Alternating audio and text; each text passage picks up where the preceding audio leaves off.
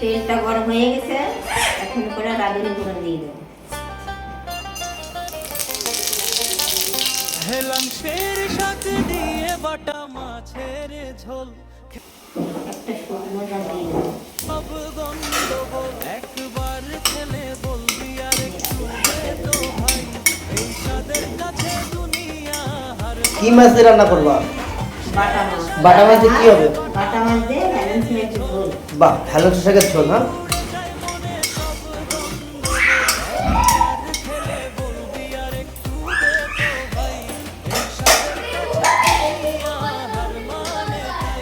এখন দেবো রসুন। রসুন দিলে রসুনটা ভালো করে খুব সুন্দর গন্ধ বেরোচ্ছে। পাঁচফোড়নের রাঁধুনি না, খুব সুন্দর গন্ধ বেরোচ্ছে।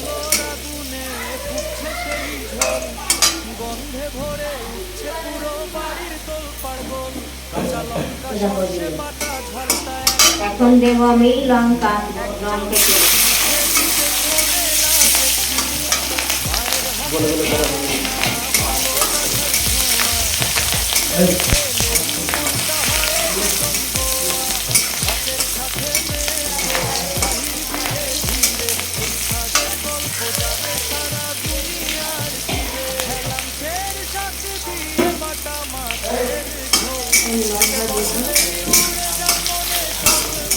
লঙ্কাটা একটু ভালো ভালো হয়ে গেলে এখন দেবো বাটা মাছ। বাটা মাছ দিয়ে রাখবো। বাটা মাছ বাটা ছাড়া দিয়ে এখন জল দিয়ে দিলাম। জল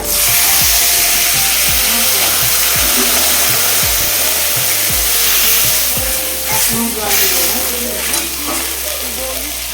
একটু জল দিতে হবে, আর অল্প একটু জল দেব।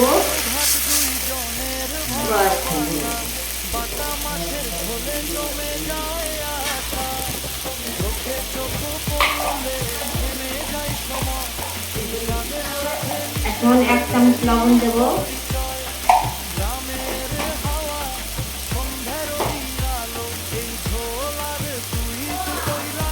1 চামচ হলুদ দেব।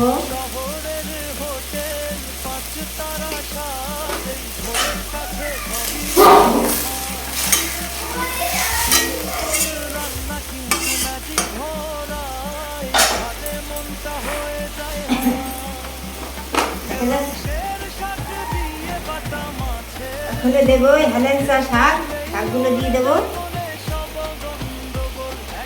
কতটা হয় দেখি, বেশি দিলেও কিছু লাগবে।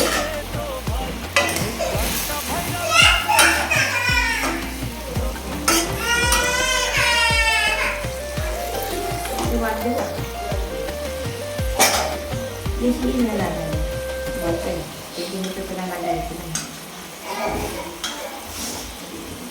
হেলেঞ্চা শাকটা দিয়ে এখন নাড়াচাড়া দিয়ে আমি রেখে দেবো।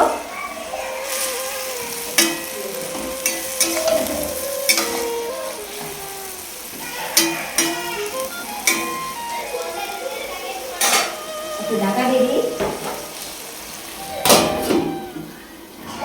কতক্ষণ লাগবে মা? বেশি টাইম লাগবে না।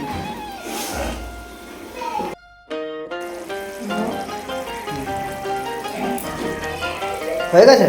হ্যাঁ হয়ে গেছে। এখন তরকারিটা নামাই নেব।